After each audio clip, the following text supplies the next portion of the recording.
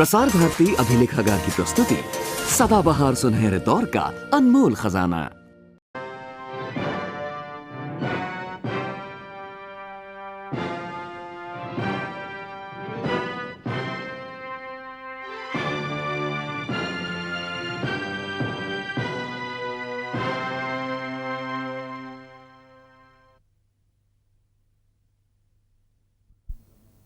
पिछले भाग में आपने देखा मंडाले जेल की सजा तिलक जी के लिए और विश्व के अनगिनत विद्वानों के लिए एक तरह से वरदान सिद्ध होती है। देश की राजनीतिक सरगर्मियों से दूर जेल की सलाखों के अंदर तिलक जी एक महान ग्रंथ का लेखन पूर्ण करते हैं और वो महान ग्रंथ है भगवत गीता पर आधारित गीता रहस्य। सजा काटते हुए इसी तरह 4 वर्ष गुजर जाते हैं और तभी एक दिन उन्हें अपनी पत्नी सत्यभामा बाई की मृत्यु की खबर मिलती है। अब तक तिलक जी सिर्फ जेल में अकेले थे। अपनी जीवन संगनी के चले जाने के बाद अब वे जीवन में भी अकेले हो जाते हैं। मंडाले में 6 साल की सजा पूरी करने के बाद तिलक जी रिहा होते हैं। उनके घर लौटने पर सारे देशवासियों में खुशी की लहर दौड़ जाती है। तभी प्रथम विश्व युद्ध शुरू हो जाता है और सरकार को यह एहसास होता है कि सेना में भर्ती का कार्य तिलक जी की सहायता के बिना पूर्ण नहीं हो सकता। एनी बेसेंट कांग्रेस की एकता और अपने होम रूल आंदोलन का प्रस्ताव लेकर तिलक जी से मिलती हैं। अब इसके आगे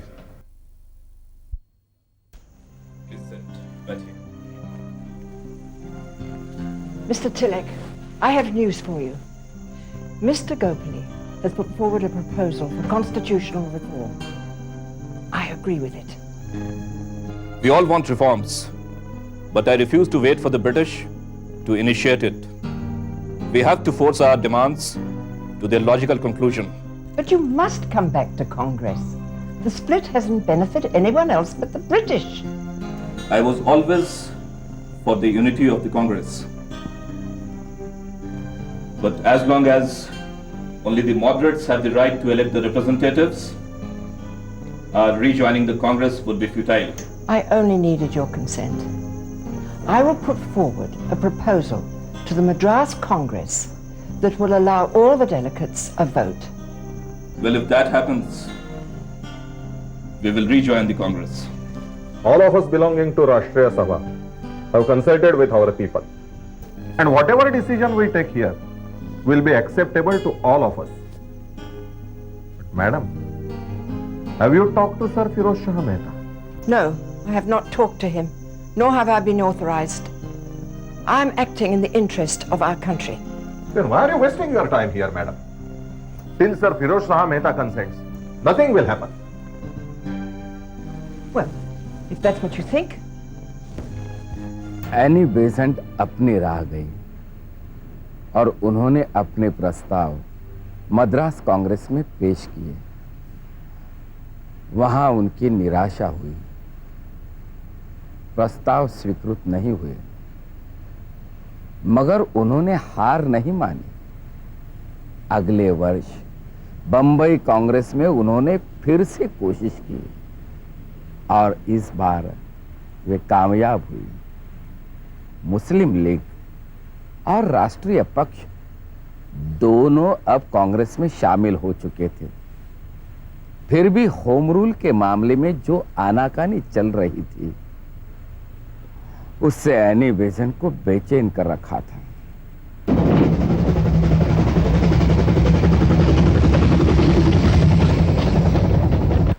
Welcome, welcome, Miss Besant. Please come. I have been waiting for you. I hope the journey was not tiring. No. Please sit.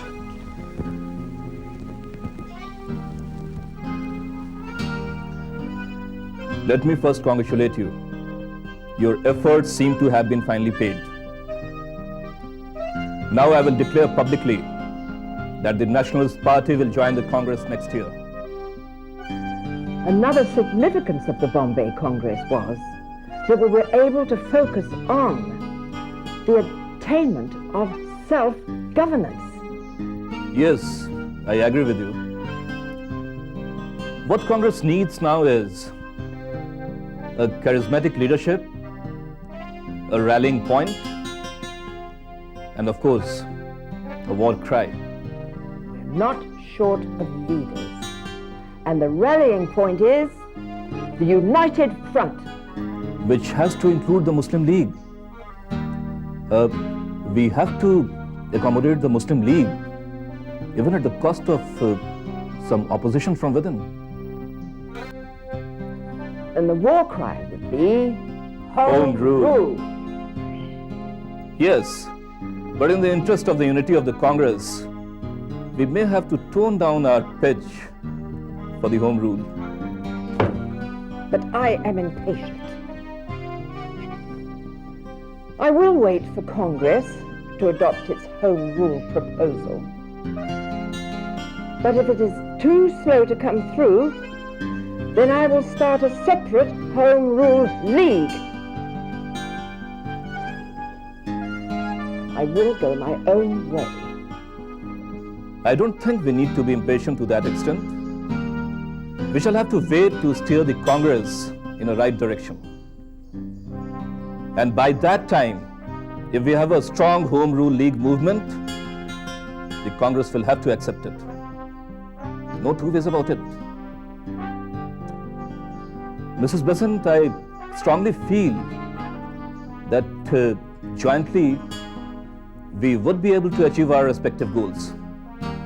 I too should be able to convince people on my side. But my impression is that some of your people don't like me. The feeling of dislike is mutual, on both sides and for both of us. Well, in that case, we can coordinate with each other. We shall both form Home Rule League in our respective provinces and work together on a national level. Home rule league की स्थापना की गई। तिलक जी ने स्वराज का प्रचार करने के लिए जगह जगह दौरे शुरू किए। अपने भाषणों में तिलक जी ने स्पष्ट किया कि स्वराज प्राप्ति के लिए किसी भी नेता से अपने मतभेद भुलाकर समझौता करने के लिए वे तैयार हैं। स्वराज यानी स्वशासन, करोड़ों हिंदुस्तानियों की तकदीर का फैसला करने का हक सिर्फ उन्हें ही हो सकता है, सिर्फ हिंदुस्तानियों को ही हो सकता है। हजारों मील दूरी पर बसे हुए ब्रिटिशों को नहीं। ये स्वराज आंदोलन का प्रमुख मुद्दा था और गांव, तहसील, जिला, राज्य, हर स्तर पर प्रशासन का अधिकार भारतीयों को मिले, यही उस आंदोलन का उद्देश्य था। हमारे आपके बीच जिस संपर्क को मंडाले की 6 साल की सजा ने तोड़ दिया था, वो एक बार फिर से कायम हो गया है। 1914 का यह साल एक अहम साल है। मेरी कई वरिष्ठ राजनेताओं से बात हुई है, जिनमें एनी बेसेंट भी शामिल है, और मुझे यह कहते हुए अपार हर्ष हो रहा है कि स्वराज्य की पुकार सिर्फ मेरी पुकार नहीं, वो सब नेताओं की पुकार है, भारत के जन जन की पुकार है। आज ये कहना गलत नहीं होगा कि अंग्रेज हमारे सबसे बड़े शत्रु हैं, लेकिन फिर भी मैं अपने शत्रु से किसी तरह का गलत फायदा नहीं उठाना चाहता हूं।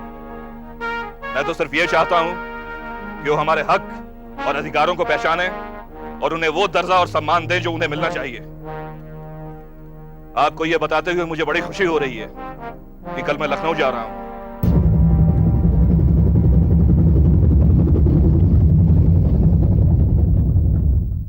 1916 लखनऊ कांग्रेस के अध्यक्ष नरमपंथीय थे, इसलिए लखनऊ के नरमपंथियों ने ऐसा षड्यंत्र रचा कि तिलक जी का महत्व न बढ़ पाए, इसलिए उन्हें चुपचाप गाड़ी से उतारना, कार में बैठाना और सुनसान सड़क से दूर ले जाना। कॉलेज के छात्रों के कानों पर यह भनक पड़ी। उन्हें न नरम पता थे न गरम, वे तो सिर्फ तिलक भक्ति जानते थे। वे सब प्लेटफॉर्म पर इकट्ठा हुए।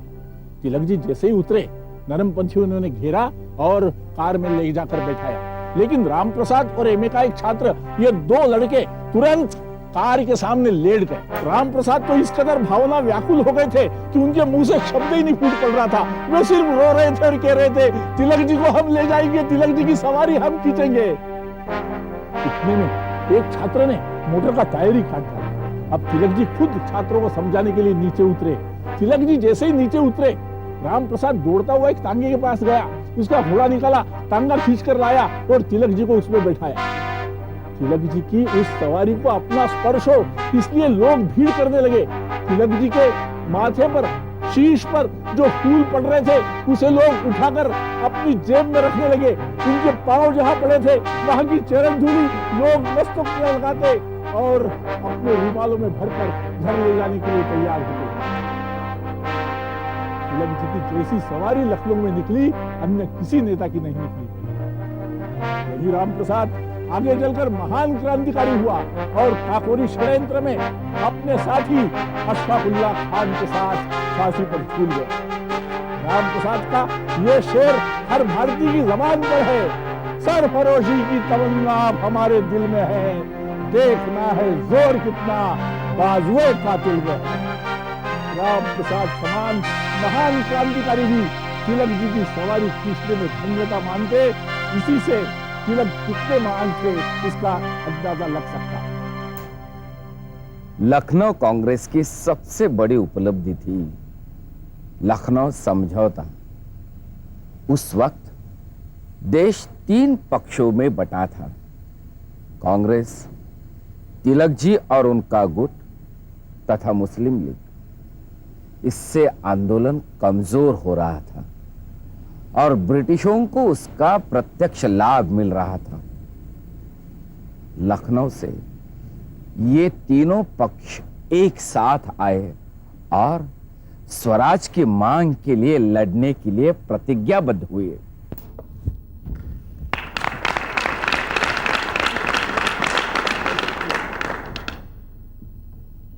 कांग्रेस का यह अधिवेशन उस अध्याय का प्रारंभ है जिसकी समाप्ति स्वराज्य प्राप्ति से होगी।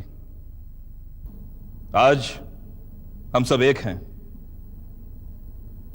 और मुस्लिम लीग के साथ हमारे समझौते को एक तरफा समझना गलत होगा, क्योंकि अगर हम अपने को बड़ा समझते हैं और हमारा बहुमत है तो सबको साथ लेकर चलने की जिम्मेदारी भी हम हिंदुओं की ही है। और कल को बेशक इस देश का शासन किसी भी धर्म, किसी भी मजहब के मानने वालों के हाथों में चला जाए, मैं उसे भी स्वीकार करूंगा, पर अंग्रेजों का शासन कभी नहीं स्वीकार करूंगा जो इस देश को खोखला करने में लगे हुए हैं।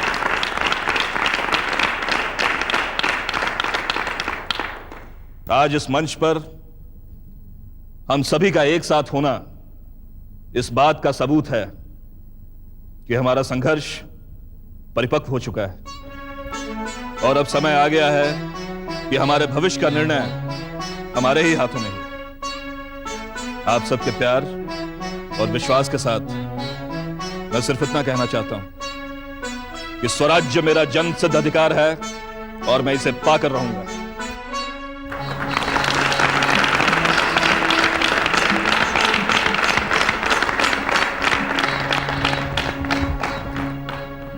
इस नूतन मंत्र ने देश के स्वाधीनता संग्राम में एक नई जान फूंक दी। अगले 30 वर्षों तक प्रत्येक भारतीय नेता इस मंत्र का बार बार उच्चारण करने वाला था। तिलक जी एक इतिहास रच रहे थे, लेकिन उसके लिए वे जो कष्ट उठा रहे थे उसके दुष्परिणाम उनके शरीर पर दिखाई देने लगे। मधुमेह के रोगी तो वे थे ही, मंडाले के कारावास ने उन्हें अधिक जर्जर और खोखला कर दिया। तिलक जी, ये किताब आपने देखी है, द इंडियन अनरेस्ट? आप जब मंडाले में थे तब यह प्रकाशित हुई। नहीं तो। इस पुस्तक में आपको भारत में अशांति का जनक कहा गया है। किसने लिखी है पुस्तक? वैलेंटाइन चिरोल ने। उसने आपके बारे में बहुत उल्टी सीधी और गलत बातें लिखी है। लिखा है आप हिंसा को समर्थन करते हैं, हिंदू और मुसलमानों के बीच भेद करते हैं। बहुत से झूठे आरोप लगाए उसने आप पर। यह किताब उन्हीं के लेखों का संकलन है। वैलेंटाइन चिरोल, जो कभी बंबई में टाइम्स ऑफ इंडिया के संवाददाता हुआ करते थे। जी हाँ, वही। जरा देखूं तो। आप, हाँ, यहां से। Tilak can be truly called as the father of Indian unrest. He's one leader who came to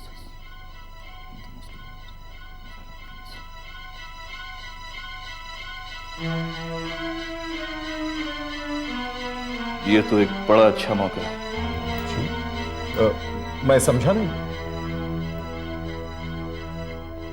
समय आने पर समझ जाएंगे। अभी हमें होम रूल लीग के प्रचार पर ध्यान देना है। होम रूल लीग के अपने दौरे और सभाओं में व्यस्त होने के बावजूद तिलक जी दूसरी ओर चिरोल केस की तैयारी कर रहे थे। तिलक जी उस केस को लंदन में लड़ने वाले थे, क्योंकि उनके लिए ये सिर्फ एक व्यक्तिगत मानहानि का प्रश्न नहीं था। उस बहाने लंदन जाकर भारतीय आंदोलन का व्यापक प्रसार करने का और उसके लिए अंतर्राष्ट्रीय सहायता प्राप्त करने का सुनहरा मौका था।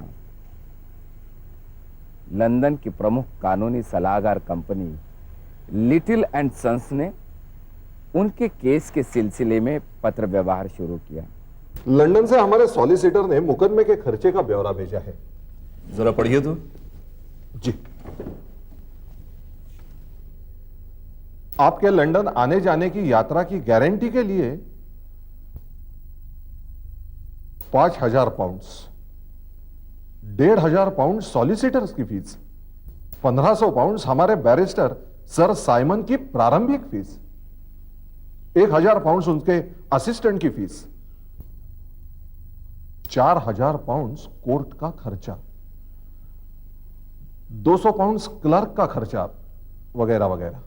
लेकिन इतने सारे पैसे कहीं ना कहीं से तो आएंगे ही करंदीकर साहब, क्योंकि ये खर्चे चिरोल के मुकदमे के लिए नहीं हैं, ये स्वतंत्रता के हमारे संघर्ष के लिए हैं।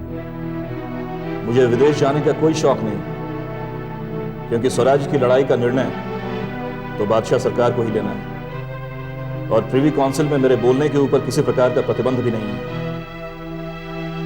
तो स्वराज का प्रचार के लिए इस मुकदमे से बढ़कर अच्छा बहाना और क्या हो सकता है। जी बिल्कुल, और आप वहां से जो भी कुछ कहेंगे सारी दुनिया सुनेगी।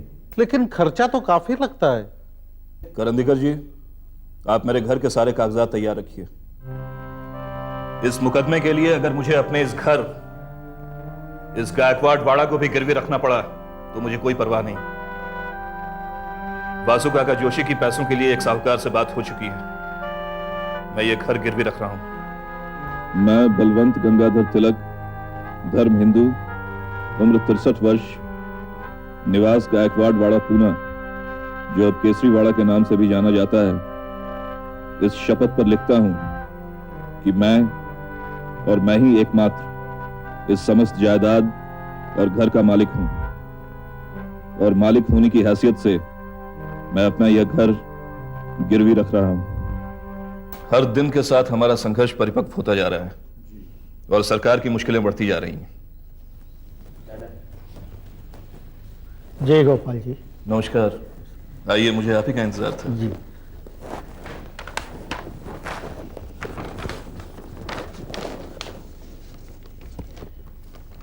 ये रहे मेरे घर के कागजात, मैं इन्हें आपके पास गिरवी रखना चाहता हूं। तिलक जी, ये घर आपके नाम पे रहे ना? जी हाँ, ये घर मेरे ही नाम पर है। जी।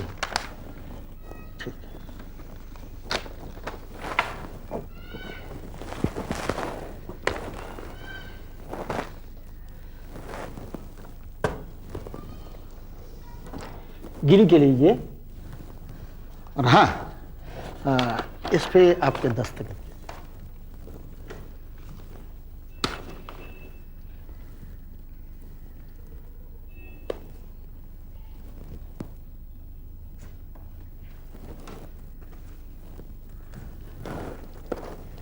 आपके आज्ञा है।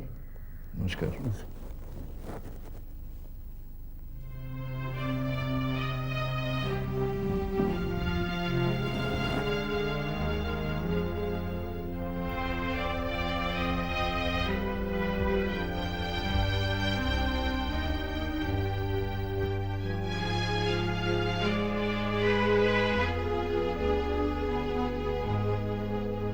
तिलक जी का अधिकतर समय अब चिरोल केस की तैयारी में बीत रहा था।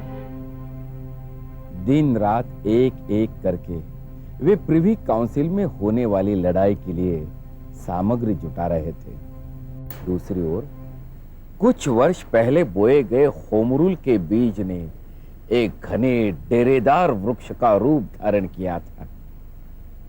पूरे देश में चल रहे आंदोलन की दखल आखिर सरकार को लेनी ही पड़ी और उसके जवाब में उसने मॉन्टेग्यू चेम्सफोर्ड रिफॉर्म्स को देश के सामने पेश किया। ये मॉन्टेग्यू चेम्सफोर्ड की रिपोर्ट आ गई है। इसमें सरकार कहती है पहले वो हमारी योग्यता आंकेगी और उसके अनुसार समय समय पर वो शासन व्यवस्था में परिवर्तन करेगी। ये रिपोर्ट मैंने पढ़ी है। मॉन्टेग्यू चेम्सफोर्ड रिपोर्ट ने हिंदुस्तानियों की निराशा की। रिपोर्ट के जरिए सरकार ने जिस तरह भारतीय बुद्धिमत्ता और नेतृत्व की अवहेलना की थी, उससे तिलक जी असंतुष्ट थे। एनी बेसेंट के साथ अगली मुलाकात में दोनों ने इस मुद्दे को हल करने की रणनीति बना ली। It's unworthy of Britain to offer the Montagu scheme. No doubt, it will be equally unworthy for India to accept this. It's a clever piece of literature. One can't reject it offhand. You mean to say that you accept everything they offer? In principle, yes. Montagu has recognized our demand of self-governance. He wants to offer it in installments. I do not agree. I want it today. There lies British intelligence. They want a progressive process, depending on when they see that India can take governmental responsibility for itself. I feel that our moderate brethren will also feel the same way. They will agree to anything that is offered. As far as I am concerned, I would like to reject this installment plan. Deserves nothing better. If we reject, it may harm our recently forged unity. And after all your efforts to see an united Congress will go in vain. It's a choice between devil and the deep sea. You mean to say that our rejection of the peace is just another piece of clever literature? Yes, we may not reject it outright, but surely express our regret, for it falls short of our expectations. We also have to offer a constructive scheme of things that implies exactly what we want.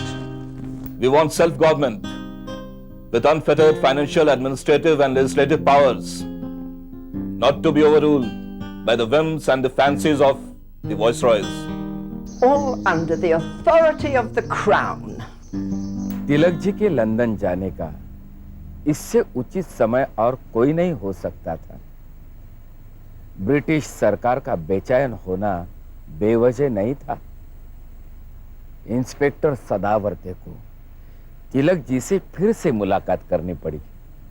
Collector साहब ने संदेश भेजा है कि तिलक जी एक शर्त पर London जा सकते हैं कि वो वहां किसी भी तरह की राजनीतिक गतिविधि में भाग ना लें। जी हां, वैसे तिलक जी लंदन सिर्फ चिरोल के खिलाफ मुकदमा लड़ने के लिए ही जा रहे हैं।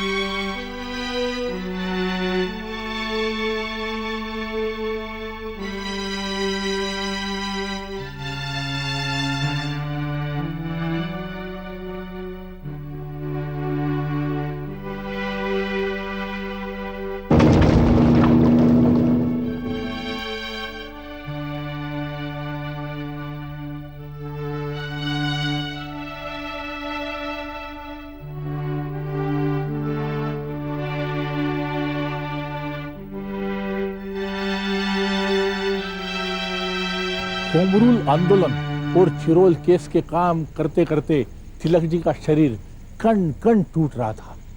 फिर भी बढ़ती बीमारी, ढलती उम्र और महायुद्ध का खतरा मोल लेकर भी वे लंबी समुद्र यात्रा पर निकल पड़े। वे एडन पहुंचे, जहां एक तार उनका इंतजार कर रहा था। वे सर्वानुमति से कांग्रेस के अध्यक्ष चुने गए थे। नियति का क्या अजीब खेल है देखिए कि तिलक भक्त जिस मौके की तलाश में सालों से थे, वो आया तब तिलक जी हिंदुस्तान से हजारों मील दूर लंदन यात्रा पर थे।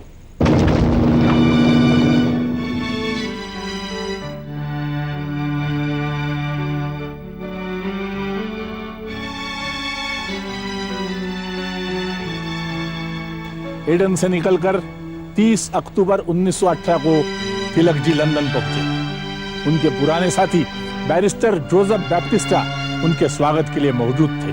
बैप्टिस्टा जी, मानना पड़ेगा आपने मुझे इस लिबास में देखते ही पहचान लिया। पहचानता कैसे नहीं?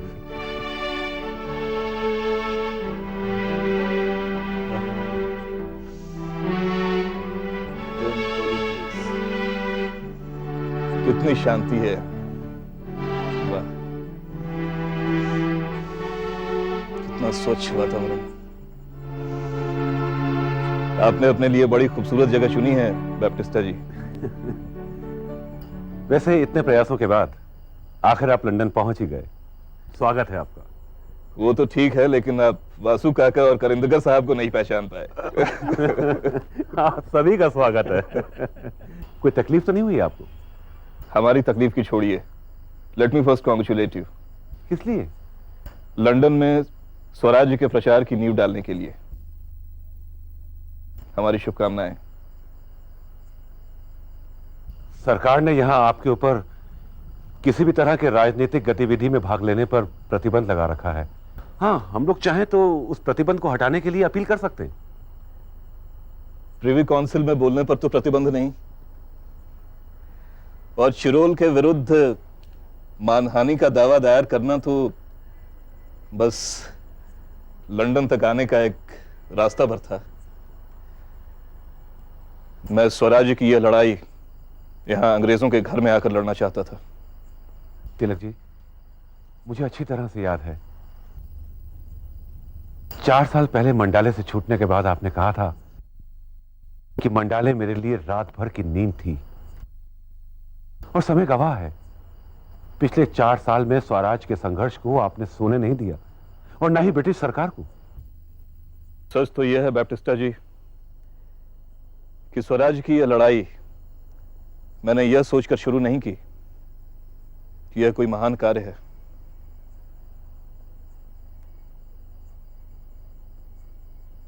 यह मेरी एक मानसिक अवस्था है, मेरे हृदय की पुकार, जो मुझे इस संघर्ष में कभी थकने नहीं देगी।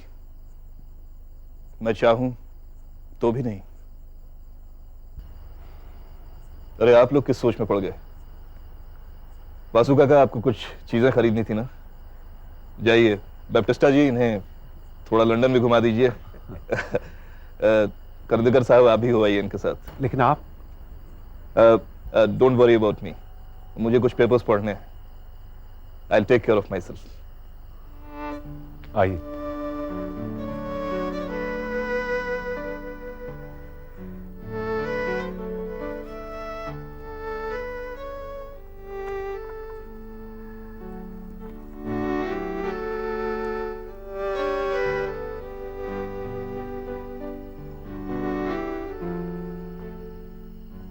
लंदन पहुंचते ही चिरोल केस के मुकदमे की तैयारी में तिलक जी जुट गए। Mr. Tilak, listen to me carefully. You have been sentenced twice for sedition, and the British government highly respects Sir Valentine Chirol. A decision in your favor may have repercussions in India. The odds are highly against us. I understand this, Sir Simon. I have decided to fight this case here due to the obvious bias of judiciary in India. Let me also warn you about the cross-examination by my colleague, Mr. Carson. He is well known for that, to the point of being ruthless. I've heard of it. Sir John, by the way, Is it possible that in the examination in chief, you can pose some questions to Mr. Tilak about his relationship with the group that is we call Sudharak, soft liners? I fail to see the relevance of such questions for our purpose. It could be helpful to us for the cause in India, the present struggle. Look, Mr. Karandikar, let me make it quite clear that I'm not representing your political cause in India. I'm appearing for Mr. Tilak strictly in this matter concerning libel.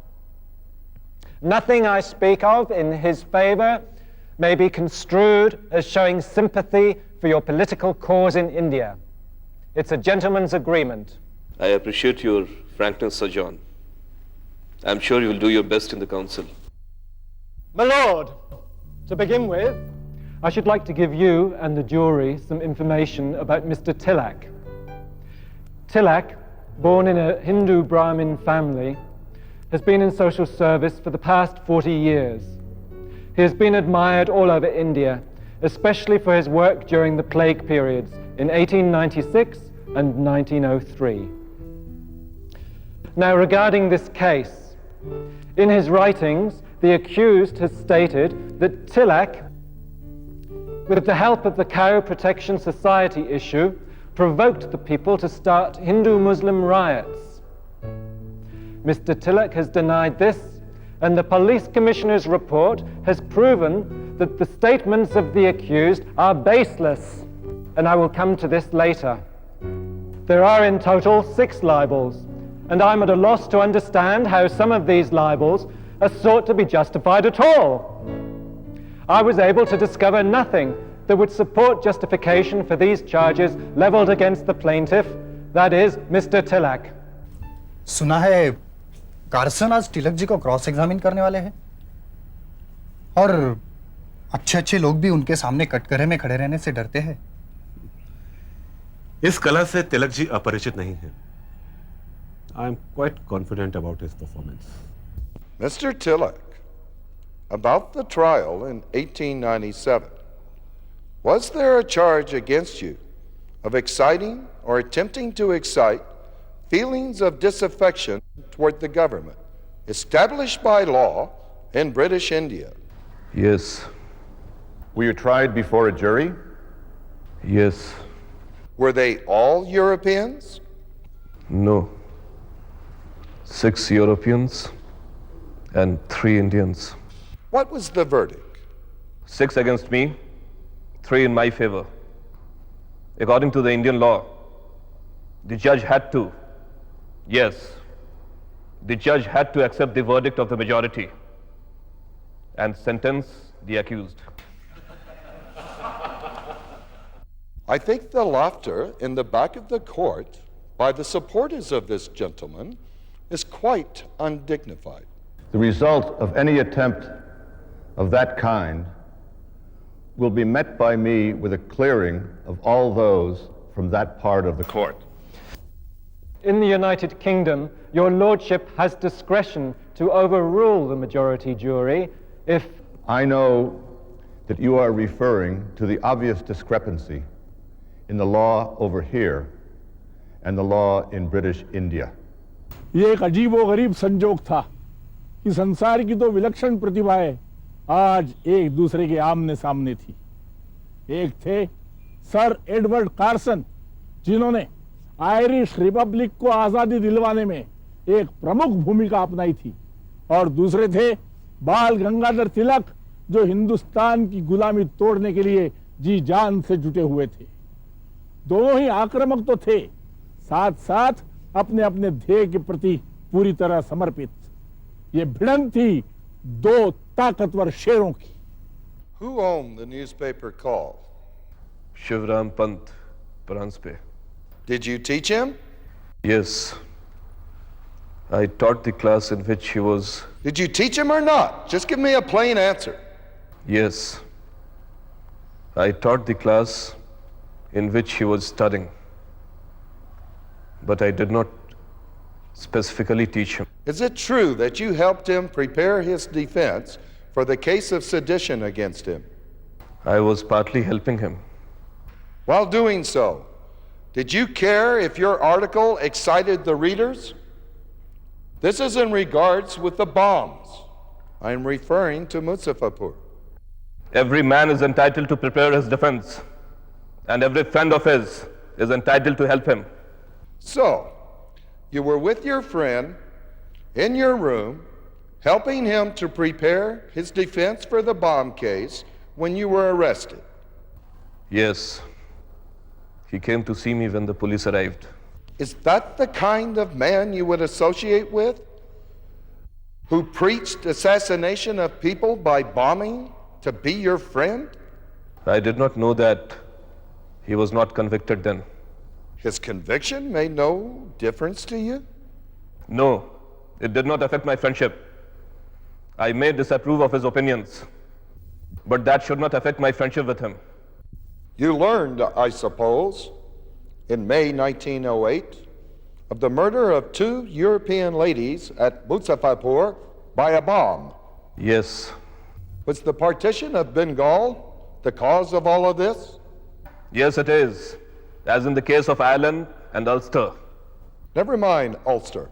Ulster will take care of itself.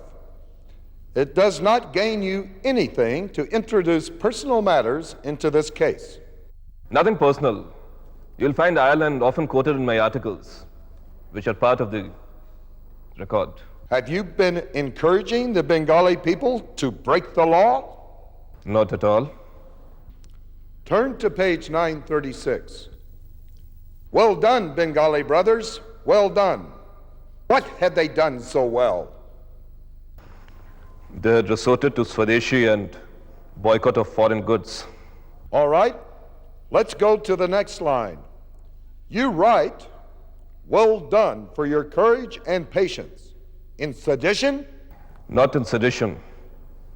The construction by the prosecution is not justified. I suppose that every man over here can judge for himself. Yes, but he must judge reasonably. Look at this statement.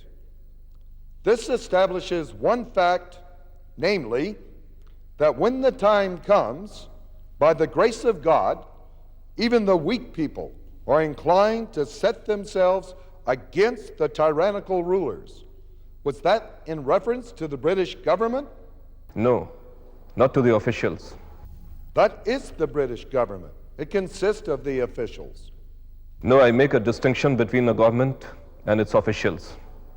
But a government must consist of officials. Otherwise, it's an abstract entity. A house consists of rooms, but a room cannot be called a house. Were you not the leader of the Chitpavan Brahmins? I am the leader of the whole people, not just the Chitpavan Brahmins. No one knew better than you the danger of the bomb. Everybody knew it. I am pointing specifically to you. You're a very intelligent man. There are hundreds of men like me in India. I do not think anyone else quite as great. Well, I do not know about that. But in my opinion, there are hundreds and thousands of intelligent Indians in India. Page 450. The poor, on account of famine, and with them the rich, on account of the epidemic, feel sad for the annoyance of government. Things have come to such a pass that call of death cannot be avoided. Was that an incitement against government? No, it was a way of getting heard. Now, page 464. Mr. Ran was an unfortunate choice as the chairman of Pune Plague Committee. He cared little for the hardship and miseries that were inflicted upon the people. Now, Mr. Tilak, was that calculated to raise resentment against Mr. Ran? It was not my business to raise resentment. He has extreme distrust in natives, which makes him a tyrant at a time when people are suffering from plague and famine. Mr. Tilak, could anything be more calculated to lead to the murder of Mr. Ran? The assassination was due to the oppressive acts and not to their being expressed. It was his own oppressive acts which killed Rand. Rand sends scores of people to segregation camp every day, even if they are not suffering from plague. Do you see, Mr. Tilak, what a horrible accusation you have made? Horrible, if untrue. But to my knowledge, it was a valid criticism. Further down it is written, soldiers were unfit to hold their powers. People were stripped naked, abused, and insulted. Was that calculated to lead to the assassination of those soldiers? This writing is not calculated to do so. Were you surprised that somebody murdered Rand? No, that was bound to happen. The assassination took place due to his operation, not due to my writing about the operation in Kesari. Then you write, I quote, with the appointment of Rand, a suspicion arises whether he has been selected only to give trouble to Pune. I don't think anybody can make a more wicked suggestion. No, it is not a wicked suggestion. I believe if the grievances are not redressed, this kind of impression is bound to be created. हर दिन Carson Tilak ji को अपने नए नए जाल में फांसते गए ताकि किसी छोटे से गुट या प्रदेश के एक मामूली आंदोलनकारी के रूप में तिलक जी दिखाई दे। पर तिलक जी कार्सन के हर चक्रव्यूह को तोड़ते चले गए और उन्होंने अपनी पहचान समस्त दुनिया के सामने भारत के एक ऐसे शक्तिशाली नेता के रूप में प्रस्तुत की जो एक स्वतंत्रता का बलि प्रदत्त आसामी था। Look at these statements. The rulers cannot see anything beyond their own interest. They do not see 30 crore Indians as their subjects or their own people. In their view, we are just moving and talking machines to produce wealth and should be made ready in their service. They are committing a great sin, and God is sure to punish them for this sin. Very few things can be expected from such an unsympathetic government. The execution of law by soldiers should be mild and inoffensive, but their oppression was not so much of a shame than a tame, sheepish behavior of people who suffered it. Now, Mr. Tilak, don't you think these statements are intended to exasperate and incite people, to encourage malice and bad feeling toward the British government? None of it. What I wrote was a valid criticism. Would you then tell me how you would excite people to exasperation? We must complain repeatedly of being deprived of the rights which are ours. I am asking you to tell me what kind of language you would use. If I wanted them to rebel, I would have said so openly. Go ahead. But that is not half as strong as what these statements are. I want the best specimen of language which can incite people to exasperation. A perfect example of the words to use for sedition. Quotation from your oration during your Irish freedom struggle against the British government. राजनीतिक रणनीति के माहिर तिलक जी ने इस मौके का बखूबी इस्तेमाल किया ताकि इस ब्रिटिश मंच से ही भारत की स्वाधीनता का स्वर सारे विश्व में गूंज उठे। Page number 503. Europe cannot boast of even a single upright man of Shivaji's stature. History will find fault with Shivaji, but from the point of view of ethics, his act does not merit censure. What does this mean?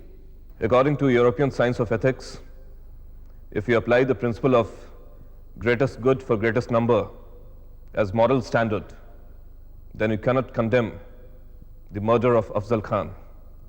Does it mean that if you do good for a great number of people, you can commit murder? No. That will be the consequence from the utilitarian point of view.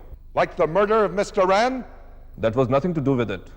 You said from the utilitarian point of view. It has no value from the utilitarian point of view. But according to the doctrine, there are limitations to the doctrine. It is the doctrine of the greatest good for the greatest number. And if some fools misunderstand it, I cannot help it. Mr. Tilak, when Professor Gencevalli said in his speech that if Caesar and Napoleon are not blamed for committing murder for their causes, why should Shivaji Maharaj be blamed for a murder? Was that a defense of murder, Mr. Tilak? What do you think? In the first place, I do not consider that Shivaji committed the murder of Afzal Khan. Is it your opinion that great men are above the common principles of morality? Yes, a superman is not bound by it. Any great man? Not any great man. So, do you apply this to the Emperor of Germany? No, I do not. Why not? Because his mission was to conquer the whole world, which, in my opinion, is a sin. No man or government should have the ambition to rule over the whole world. Self-rule must be the birthright. This case should have been tried in India. But Mr. Tilak must have been wary of his reputation that precedes him.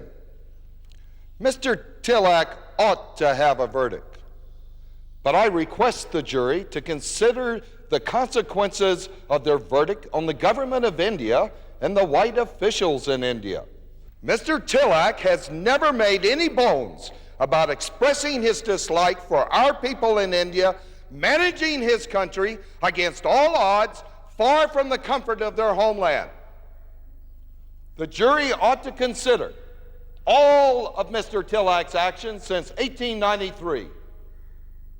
अब शायद Edward Carson को ऐसा लगता होगा कि उन्होंने आखिरी समय पर तिलक जी का मुकदमा लड़ने से इनकार नहीं किया होता तो अच्छा होता।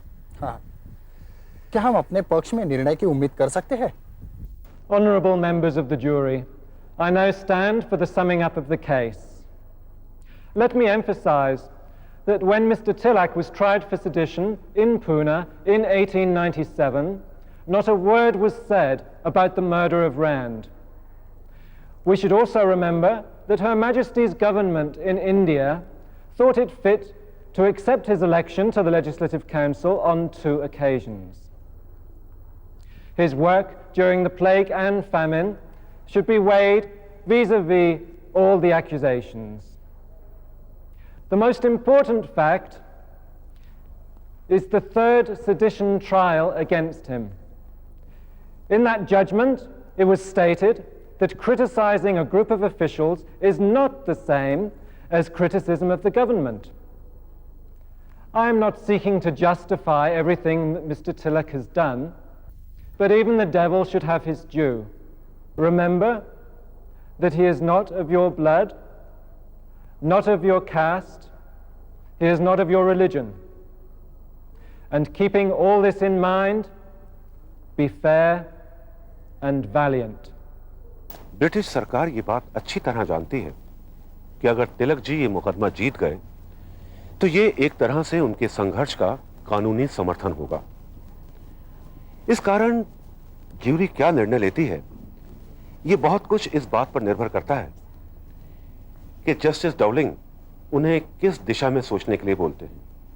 हां, अगर जस्टिस डाउलिंग 1915 में तिलक जी के ऊपर जो राजद्रोह का तीसरा मुकदमा हुआ था उसके निर्णय को ध्यान में रखें तो हमारा पक्ष मजबूत हो सकता है। Gentlemen, this is a question of character, and you have to decide if the plaintiff's character has been damaged at all. Therefore, it is right that you should remember who he is, privately and publicly, and what character he bears. You should consider how much the defendant could have injured him. A man who has been twice charged and sentenced for sedition, who has been banned from speaking in his own country as he was dissuading people from joining the army and fighting for his country. Can his character be further damaged by them, or would it be from his own actions? Gentlemen, that is the man who comes to you for damages, a man of whom his own countrymen, a judge, Mr. Davar, was highly critical.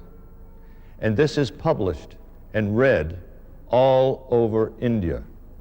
Now, gentlemen, I leave this case to you.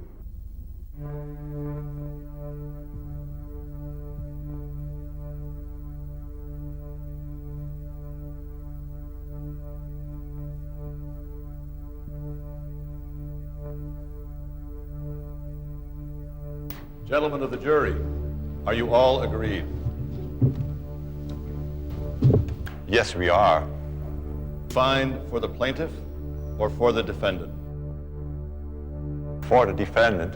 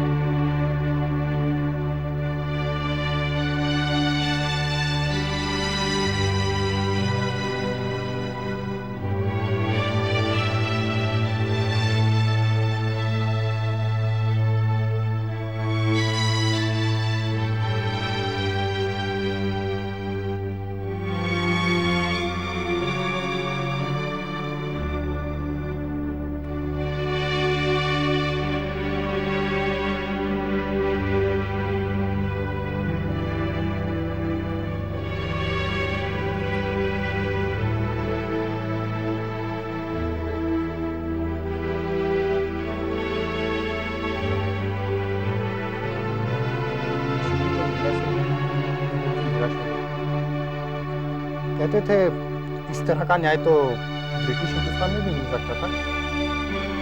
ऐसी हर निराशा उन्हें आगे बढ़ने से प्रेरित करती। उनके दिल में जो देश प्रेम की आग जल रही है, कभी थकने नहीं देगी। सिंध प्रांत के दौरे से तिलक जी बंबई आए और बीमार पड़े। सिरोल मुकदमे से पहुंचा हुआ सदमा, सिंध का तूफानी दौरा और वहां की चिलचिला की धूप, इन कारणों से उनके मधुमेह ग्रस्त शरीर को बिल्कुल क्षीण कर डाला था। बीमारी बढ़ती रही और अचानक वे बेहोश हो गए। बेहोशी में भी वे स्वराज, आंदोलन, इस प्रकार के शब्द बोलते हैं। 31 जुलाई और 1 अगस्त 1920 की मध्यरात्रि को तिलक जी ने अंतिम सांस ली। उस रात बंबई में मूसलाधार वर्षा हुई, मानो आसमान भी उस महामानव के निधन पर शोक व्यक्त कर रहा था। दूसरे दिन शव यात्रा निकली और आगे चलकर जिसके कंधों पर भारतीय स्वतंत्रता का बोझ पड़ने वाला था, वही व्यक्ति तिलक जी को कंधा देने में अग्रणी था, अर्थात महात्मा गांधी। शव यात्रा चौपाटी पहुंची और अंतिम संस्कार होने ही वाले थे कि एक वृद्ध व्यक्ति उप्पा फाड़ कर रोते हुए वहां आया और चिता पर सर पीट पीट कर रोने लगा। वे थे लाल बाल पाल में से एक, लाला लाजपत राय। उन्हें मुश्किल से दूर किया गया और तिलक जी के शव को अग्नि दी गई। वास्तविकता का चित्र में भावदर्शन बहुत बिरला दिखाई देता है, लेकिन पंडित ब्रजनारायण चकबस ने तिलक जी के मौत का जो वर्णन किया वह दिल को छू जाता है। लिखते हैं, मौत ने रात के पर्दे में किया कैसा वार, रोशनी सुबह वतन की है कि मातम का गुबार। मारिका सर्द है, सोया है वतन का सरदार, तन तना शेर का बाकी नहीं, सुनी है कछार। मौत महाराष्ट्र की थी या तेरे मरने की खबर, मौत महाराष्ट्र की थी या तेरे मरने की खबर, मुर्दनी छा गई है इंसान तो क्या पत्थर पर। बेकसी छाई है तकदीर फिरी जाती है, बेकसी छाई है तकदीर फिरी जाती है, कौम के हाथ से तलवार गिरी जाती है। लाश को तेरी सवारे न रकीबाने कुहन, लाश को तेरी सवारे न रकीबाने कुहन, हो जबी पर संदल की जगह खाके वतन। शोर मातम न हो, झनकार हो जंजीरों की, और चाहिए वतन के भीष्म को चिता तीरों की, चाहिए वतन के भीष्म को चिता तीरों की।